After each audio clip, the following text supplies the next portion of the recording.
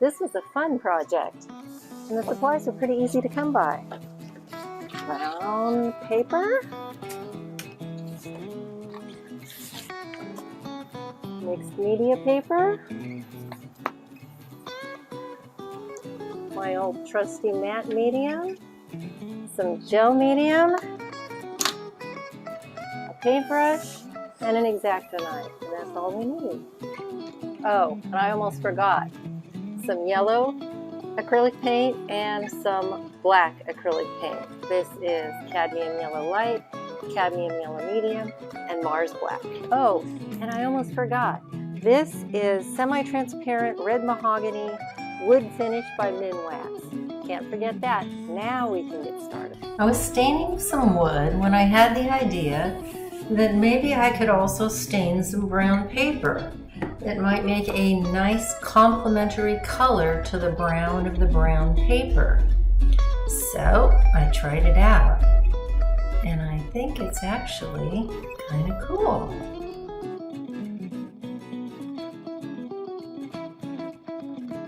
Next step in the process is to cut the brown paper into some cool stencil-y kind of cutouts. I did this while watching some Seinfeld reruns.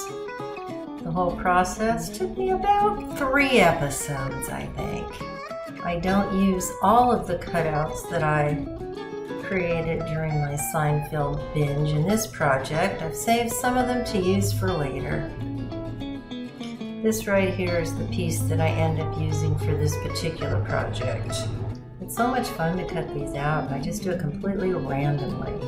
When you do this and you use your own style of cutout doodling, you are going to end up with your very own unique stencil cutouts, and they'll be very cool. Now to mix the paint for the background. I'm going to use some yellow and some black to create some olivey kind of greens. I really love the way mixing black with yellow creates really cool greens. The black sort of acts like blue. It's just fun. And what I'm using here is cadmium yellow light, cadmium yellow medium, Mars black, that's luminous yellow. That turns out not to be such a great color. But I mixed just the teensy tiniest bit of the Mars black in with the cadmium yellow light, and I get this really yellowy green kind of color that I just really think is beautiful. And it appears that it matches nicely with the stained brown paper. And then I mix a tiny bit of it in with the cadmium yellow medium, and I get a nice dark olivey green. I like that color.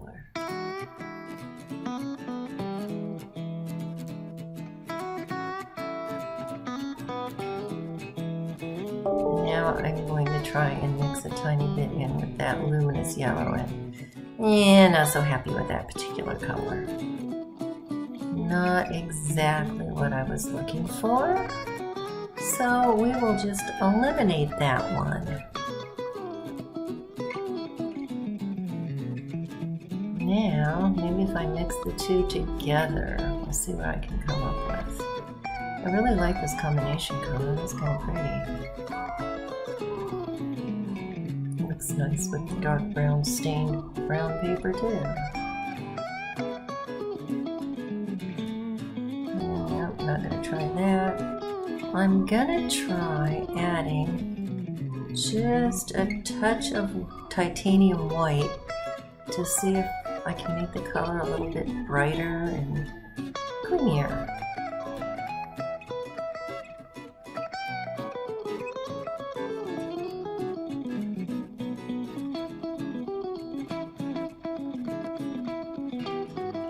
Ooh, I like that.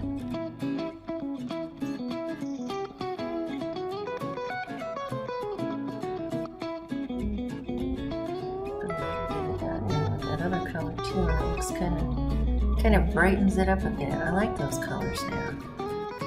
Let's see what we can do with those. I'm working on getting the background a little bit darker around the edges and lighter in the middle. but I'm just having fun spreading the paint. I just love the texture and the feel of the acrylic paint when I spread it onto the paper or the canvas. It's just something fun about it. I'm going to try a few options here for arranging the cutouts onto the background. See what sort of things I can come up with.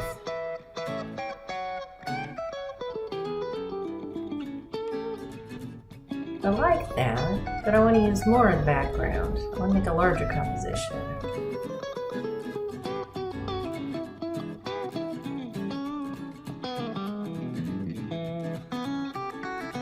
This is getting a little complicated. Not really happy with that one at all. That was just cool.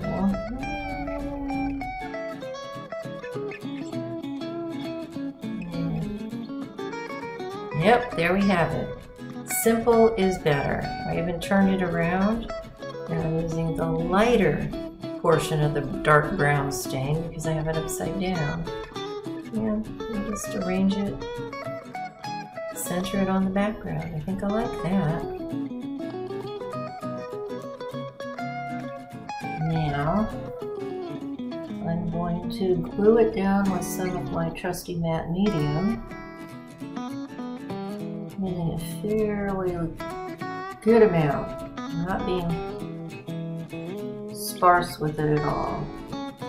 Just laying it down, make sure to get it where I want it, press it lightly, paint over it with some more matte medium just to make sure that it's really sticking. I like to use the matte medium on top of and underneath what I'm gluing down. It sort of acts as a sealer as well as a glue.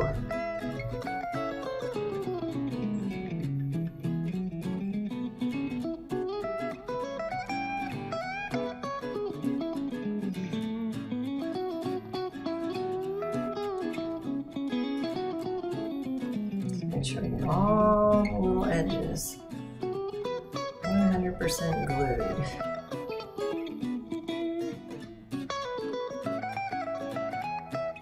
And then I'll leave it to dry for an hour or so, which I have here. And as you can see, it's not perfectly glued down there.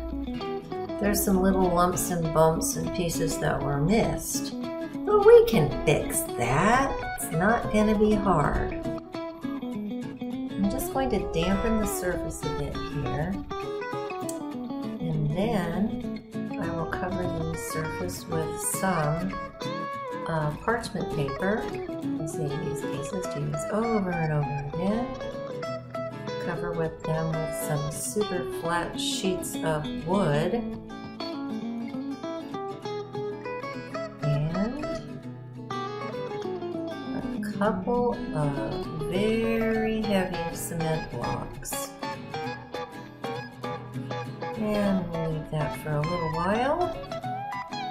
And it should be nice and flat when we're done. A few hours.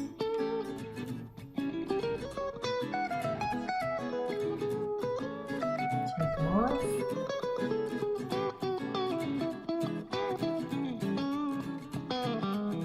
And there it is, flat as a pancake. All of the little lumps and bumps are completely gone.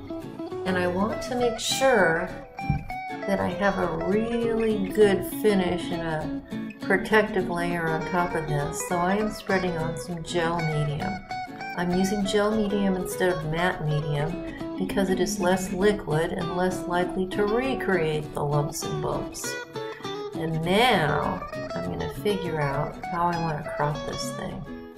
I want to have a fairly narrow border around it, and I like the way that the dark side of the cutout is near the light portion of the background, and the light end of the cutout is near the dark portion of the background.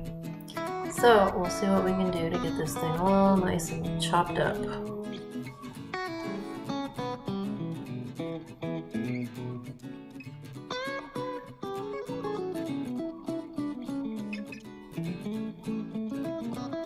As you can see, I use a lot of quilting tools.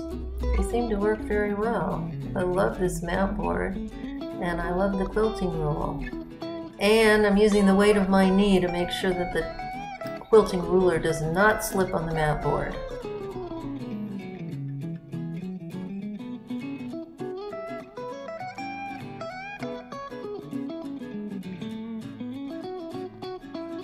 There's a fair amount of decision making going on here. I'm not 100% certain about how I'm going to make each cut until I make it. And measure and remeasure. What do they say when you're a carpenter? Measure twice, cut once. That's what I'm trying to do.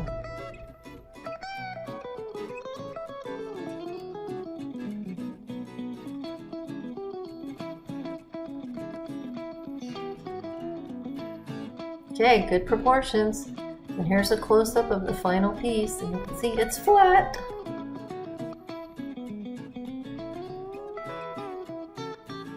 That was lots of fun to make, and I bet you can have fun making something similar. I'd love to see what your projects turn out to be like. And if you do make something, my email address is actually in the comment section below, or actually the link to my website. So you can get a hold of me and actually email me a picture of what you have come up with. I would love to see it. Thanks, and we'll see you next time.